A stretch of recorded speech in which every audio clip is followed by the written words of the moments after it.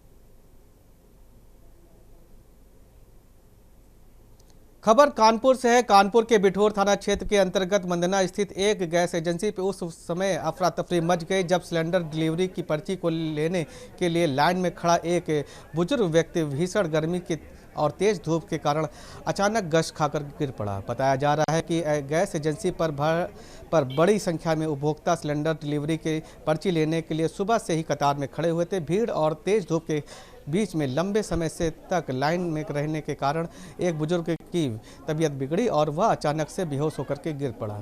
मौके पर लोगों ने तुरंत बुजुर्ग को संभाला और पानी पिला करके होश में लाने की कोशिश की। घटना के बाद कुछ देर बाद एजेंसी पर भी अफरा तफरी का माहौल बना रहा। स्थानीय लोगों का कहना कि गैस एजेंसी पर उपभोक्ताओं की भारी भीड़ लग रही है और पर्याप्त व्यवस्था न होने के कारण लोगों में को धूप में लंबे समय से के साथ खड़ा होना पड़ रहा है।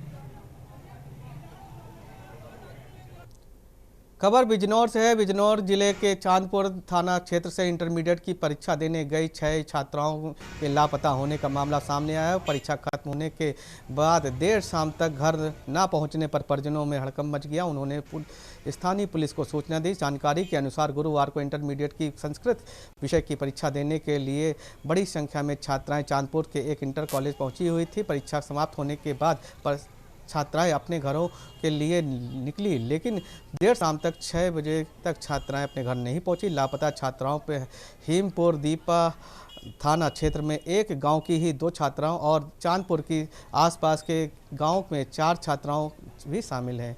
जबकि छात्राएं देर तक घर नहीं पहुंची तो परिजन उनकी तलाश शुरू की और सहपाठियों और अन्य छात्राओं के घरों में जाकर के जानकारी ली, लेकिन उनका कोई पता नहीं चल सका। एक छात्र 6 छात्राओं के लापता व खबर होने के इलाके की में फैल गई। देर शाम रात करीब 10 बजे छात्राओं के परिजन चांदपुर पुलिस थाने पहुंचे और पुलिस को मामले की जानकारी दी। पुलिस ने मामला को दर्ज करते हुए छात्राओं की तलाश शुरू कर दी। थाना प्रभारी ने FIR दर्ज होने की पुष्टि करते हुए बताया कि छात्राओं की बरामदी के लिए पुलिस की कई टीमें गठित की गई हैं और आसपास के क्षेत्रों में तलाश की जा रही है।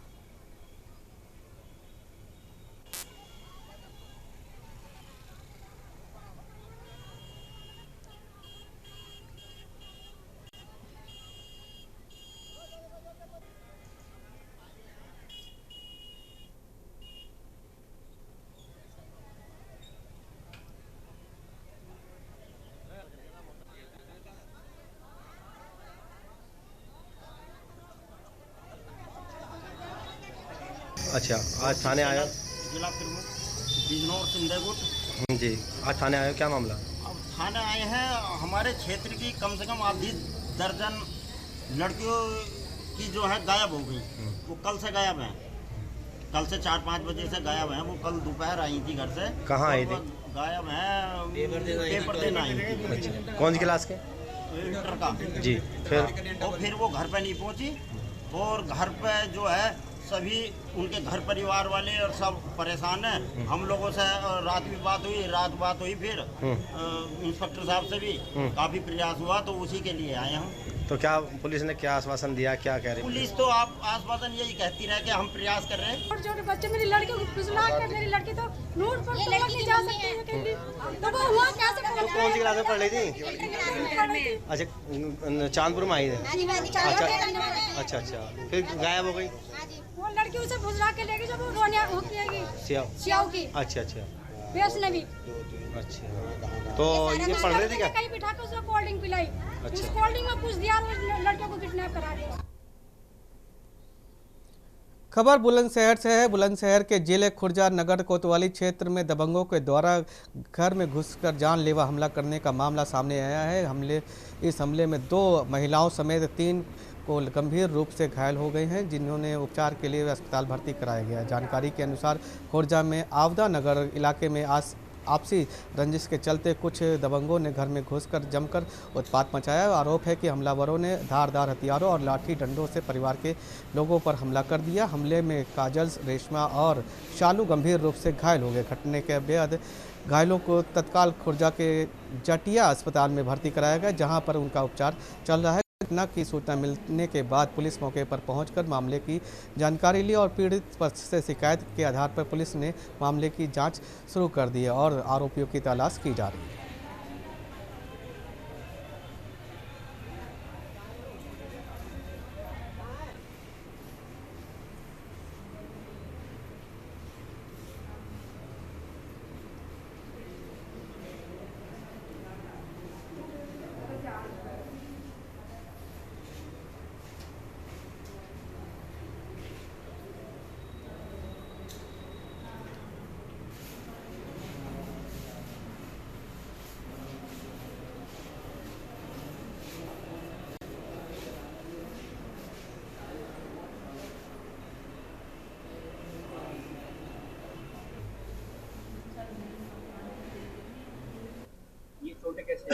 हम अपने चाचा के घर पर आए थे।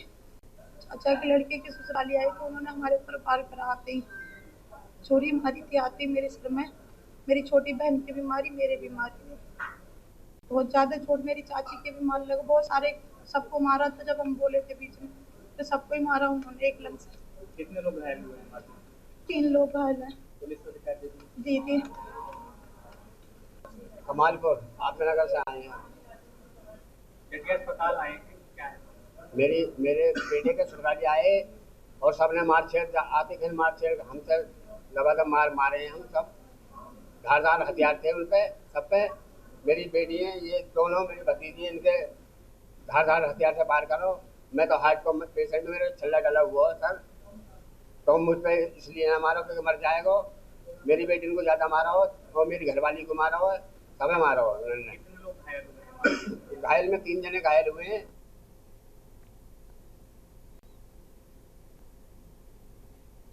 खबर बुलंदशहर से है। बुलंदशहर के खुर्जा कोतवाली क्षेत्र में नेहरूपुर के पास जंगल में 3 लोग मृत पाए गए। पुलिस के अनुसार ये परिवार के सदस्य हैं, देवर, भाभी और उनकी बेटी है। जानकारी के मुताबिक बच्ची और युवक का शव जमीन पर पड़ा मिला, जबकि भाभी का शव पेड़ से लटका हुआ पाया गया।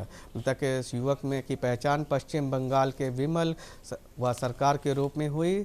वहीं शुरुआती जांच में पता चला कि देवर भाभी पटारी फैक्ट्री में काम करते हैं। परिवार खुर्जा देहात इलाके में किराए पे के मकान पर रहता है। घटना की खबर मिलते ही एसएसपी और पुलिस की टीम मौके पर पहुंची और पुलिस की अब तक की हत्या व आत्महत्या दोनों की संभावना को देखते हुए जांच कर रही है। मौके पर दहशत का माहौल और पुलिस के पूरे मामले में हकीकत में जानने में लगी हुई है।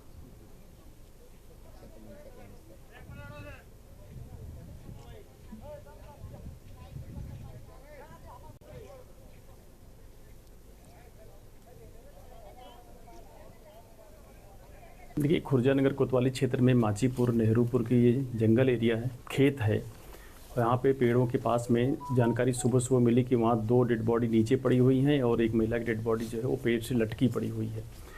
तत्काल यहाँ पे 112 और थाने की पुलिस आई और जो देखने से लग रहा है, जो बच्ची की उम्र है 7-8 साल है और ये दोनों स्त्री पुरुष आप देखने में से तो कपल्स लग रहे हैं। ये इनकी उम्र लगभग 28-30 के आसपास है। जो पुरुष था उसकी भी डेड बॉडी नीचे पड़ी है और जो लड़की थी उसकी भी डेड बॉडी नीचे पड़ी थी और महिला की डेड बॉडी लटकी हुई थी। उसको नीचे उतारा गया है, फील्ड यूनिट आई है और उस पर सारे साक्ष्य संकलन किया जा रहा है। अभी तक इसकी स्पष्ट तरीके से पुष्टि नहीं हो पाई है ये लोग कहाँ के रहने वाले हैं। खबर हमीरपुर से है। हमीरपुर के जिला अधिकारी के आदेश पर चलाए जा रहे अवैध मौरंग परिवहन के खिलाफ में अभियान के तहत सदर डीवीएम केडी शर्मा ने 2 ट्रैक्टरों मौरंग और अवैध परिवहन को पकड़ा हुआ है।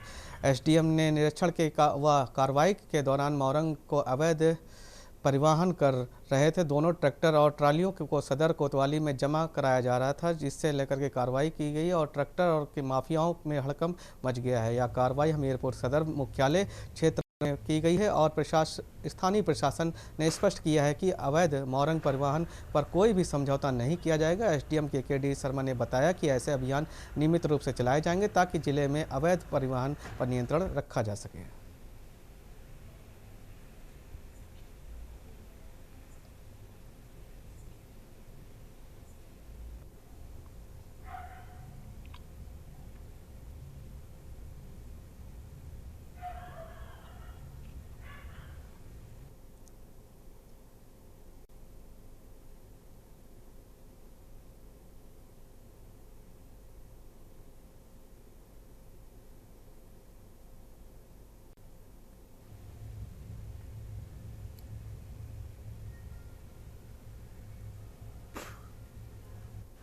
जा रहा उसके तहत आज क्या कुछ कार्रवाई की गई आपके द्वारा? माननीय जिलाधिकारी महोदय द्वारा आदेश दिया गया था मीटिंग के दौरान कि कोई भी अवैध परिवहन पाया जाता है तो उसके विरुद्ध जो है कार्रवाई की जाए। उस कार्रवाई के दौरान मेरे द्वारा निरीक्षण किया गया आकस्मिक रूप से 2 ट्रैक्टर अवैध परिवहन में पाए गए जिनके पास रॉयल्टी नहीं थी, तो उनको लेकर के यहाँ कोतवाली में खड़ी कर दिया गया है और खनन इंस्पेक्टर आ रहे हैं। उनके विरुद्ध जो भी विधिक कार्रवाई होगी की जाएगी।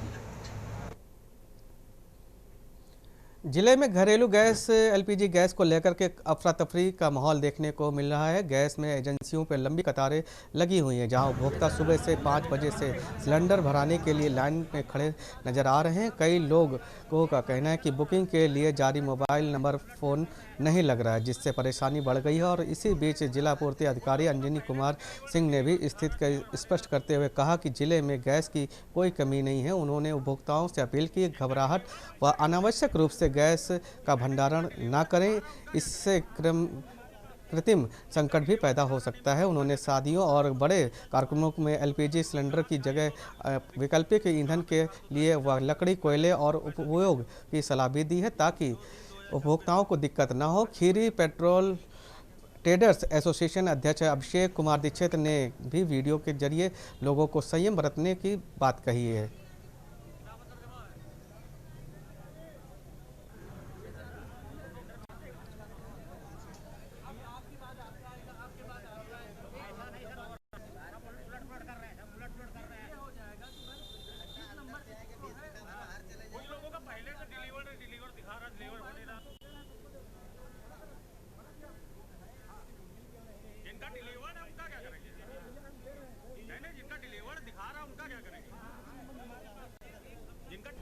जनपद में कुछ सोशल मीडिया पर ऐसी भ्रामक खबरें चलाई जा रही हैं कि जनपद में तेल आपूर्ति को लेकर कोई समस्या उत्पन्न हो गई है। मैं अपनी संस्था के बिहाफ पर ऐसी खबरों का खंडन करता हूं और सम्मानित ग्राहकों को ये आश्वस्त करता हूं कि सभी तेल पंपों पर पेट्रोल डीजल की सप्लाई सुचारू रूप से की जा रही है। तेल कंपनियों द्वारा भी सभी पेट्रोल पंपों की मांग के अनुरूप तेल की निर्बाध रूप से सप्लाई दी जा रही है। जनपद के समस्त एलपीजी उपभोक्ता जो घरेलू सिलेंडर जिनको चाहिए, उनसे मेरा निवेदन है कि अफवाहों पर ध्यान न दें। जनपद में गैस की कोई कमी नहीं है, पर्याप्त भंडारण, पर्याप्त उपलब्धता है। आप अपने उस पे जाइए, अपने मोबाइल नंबर से जो आपके पासबुक में रजिस्टर्ड है, जिस पर आपने EKYC कराई है, EKYC यदि है तो उस नंबर पे जा करके आप अपना गैस बुक करिए।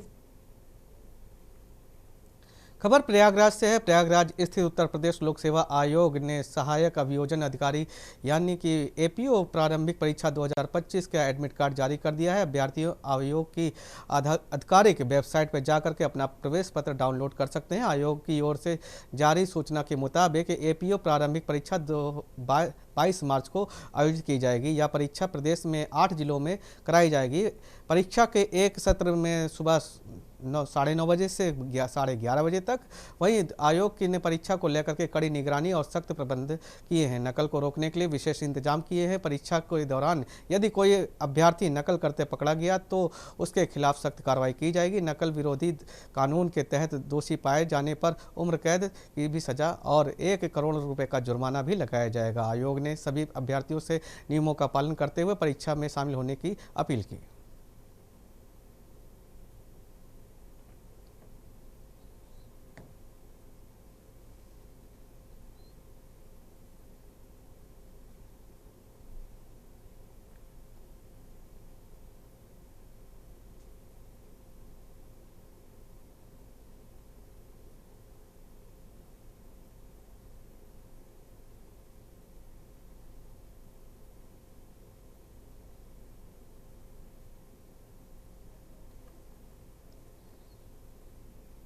खबर रामपुर से है। रामपुर में अलविदा जुमे की नमाज को लेकर के प्रशासन पूरी तरह अलर्ट हो गया है। नमाज को शांति और सुरक्षित के माहौल में संपन्न कराने के लिए पुलिस प्रशासन की ओर से व्यापक और व्यवस्थित इंतजाम किए गए हैं। पुलिस अधीक्षक विद्यासागर मिश्रा ने बताया कि शहर में प्रमुख मस्जिदों और संवेदनशील स्थानों पर पुलिस बल तैनात किया गया है। इसके अलावा पुलिस अधिकारी लगातार क्षेत्र में भ्रमण कर रहे हैं और निगरानी करते जा रहे हैं ताकि किसी भी प्रकार की अव्यवस्था ना पाई जाए। उन्होंने बताया कि लोगों से अपील की है और नमाज के दौरान शांति और भाईचारे से मनाएं ताकि प्रशासन का सहयोग करें, जिससे नमाज में शांतिपूर्ण ढंग से संपन्न हो सके।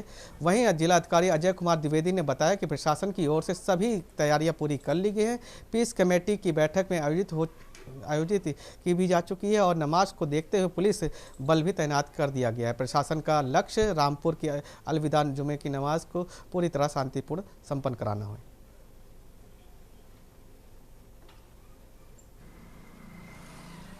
सभी तैयारियां पूर्ण हैं। पीस कमेटी की बैठक हो गई है। हमने अपने स्तर से अपने अधीनस्थ अधिकारियों को निर्देशित कर दिया है। इसके साथ ही मजिस्ट्रेट ड्यूटीज़ भी सब जगह लग गई हैं और साफ़ सफाई, बिजली और पानी इत्यादि की जो व्यवस्था है उसके लिए संबंधित विभागों को, उनके अधिकारियों को निर्देश दे दिए गए। कुछ ऐसे शरारती तत्व सर जो माहौल ख़राब करने की कोशिश करते हैं उनके लिए बिल्कुल इस तरीके के जो व्यक्ति हैं जिनकी पूर्व में इतिहास रहा है उनको चिन्हित किया गया है, उनको पाबंद भी किया गया है। लेकिन मैं उम्मीद करता हूं कि रामपुर में का जो इतिहास है वो हमेशा शांतिपूर्वक तरीके से त्यौहार मनाने का रहा है और इस बार भी ऐसा ही रहेगा। शांति और सौहार्द के साथ सभी त्यौहार मनाए जाएंगे। देखिए, जैसा कि आप जानते हैं, कल अलविदा की नमाज़ पढ़ी जाएगी। इस संबंध में सुरक्षा व्यवस्था जिलाधिकारी महोदय की ओर से मजिस्ट्रेट नामित हैं। संपूर्ण जनपद को जोन और सेक्टर में बांटा गया है। जोन के प्रभारी मजिस्ट्रेट्स और उनके साथ साथ प्रभारी पुलिस अधिकारी लगाए गए हैं। सेक्टर्स में भी मजिस्ट्रेट लगे हुए हैं, उनके साथ साथ पुलिस अधिकारी लगे हुए हैं। हम लोगों के द्वारा जो स्टेक होल्डर्स हैं उनके साथ शांति समिति की बैठक की जा चुकी है। जहाँ जहाँ नमाज होंगे उन स्थानों के साफ सफाई के लिए पीस कमेटी की मीटिंग में पहले ही निर्देश दिए जा चुके हैं, उसकी निगरानी भी की जा रही है। रामपुर में रमजान का महीना खत्म होने के बाद आज अलविदा जुम्मे की नमाज है। रामपुर के जामा मस्जिद में प्रशासन की ओर से सभी तैयारियां पूरी कर ली हैं। मैं रामपुर के जामा मस्जिद में इस वक्त मौजूद हूं। तस्वीरें मैं अपने कैमरामैन से कहूंगा एक बार दिखाएं। ये जामा मस्जिद की तस्वीरें हैं रामपुर की, जहां नगर पालिका विभाग की ओर से साफ सफाई और पुलिस प्रशासन की ओर से कड़ी तैयारियां कर ली गई हैं और कह सकते हैं कि नगर पालिका प्रशासन ने सभी मस्जिदों के बाहर साफ सफाई की व्यवस्था देखने को मिली है। और रामपुर पुलिस का ये कहना है, विद्यासागर मिश्र का साफ तौर पर, कि रमजान का ये पाक महीना चल रहा है, इसको लेकर शांतिपूर्वक तरीके से सभी अपनी जामा मस्जिद और मस्जिदों में नमाज अदा करें। और उसी के साथ साथ जनता से यह अपील भी की है कि कोई भी नई परंपरा ना डाले, शांतिपूर्वक तरीके से ये जो त्योहार चलता चला आ रहा है इसको बहुत दिल से मनाएं और रामपुर की गंगा जमुना तहजीब जो चली आ रही है उसको बरकरार रखें। कह सकते हैं कि रामपुर पुलिस अधीक्षक ने रामपुर सेक्टर और जोन में ये रामपुर को बांटा है और पुलिस प्रशासन की कड़ी व्यवस्था देखने को मिली है। तो कह सकते हैं कि बहुत शांतिपूर्वक तरीके से कार्यक्रम जो है वो किया जाना है। विशाल सक्सेना, के न्यूज, रामपुर। खबर बदायूं से है। बदायूं में डबल मर्डर के आरोपी के साथ पुलिस से मुठभेड़ हो गई। मुठभेड़ के दौरान आरोपी के दोनों पैरों में गोली लगी है, जिसके चलते पुलिस ने उसे गिरफ्तार कर लिया। घायल आरोपी को इलाज के लिए जिला अस्पताल में भर्ती कराया गया। बताया जा रहा है कि पुलिस ने आरोपी अजय प्रताप सिंह को पहले ही गिरफ्तार के लिए किया था, लेकिन बाद में हत्या में इस्तेमाल किए गए तमंचे की बरामदी के लिए बाद पुलिस ने उसे उसकी निशानदेही पर बख्शेना के एक जंगल में लेकर पहुंची हुई थी, जिसे लेकर के आरोपी मौके की में मौजूद पुलिस टीम पर उसी तमंचे से फायर कर दी, जिसमें 2 कांस्टेबल घायल हो गए और पुलिस ने आत्मरक्षा की जवाबी कार्रवाई करते हुए आरोपी के पर फायरिंग की, जिसमें उसके दोनों पैरों में गोली लग गई है। घायल होने के बाद पुलिस ने आरोपी अजय प्रताप सिंह को मौके पर गिरफ्तार कर लिया और उसके पास से हत्या में इस्तेमाल किया गया तमंचा भी बरामद कर लिया। यह मामला पूरा मूसा झाग थाना क्षेत्र में HPCL प्लांट के इलाके में बताया जा रहा है। फिलहाल के लिए पुलिस मामले के में आगे की कार्रवाई करने के लिए बाधित।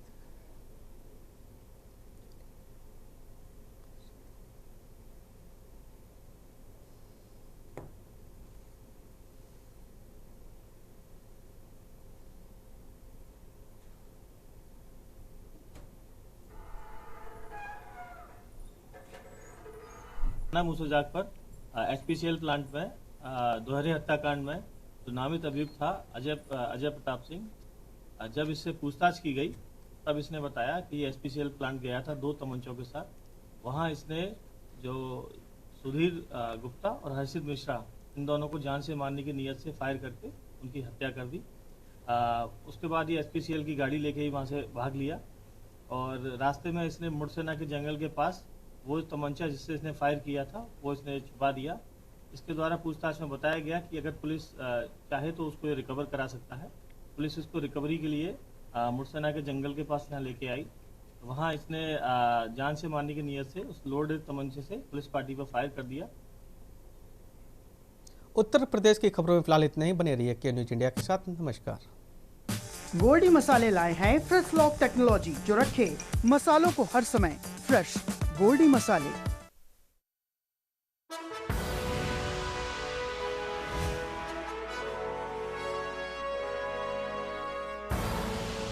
आप देख रहे हैं के न्यूज, खबरों का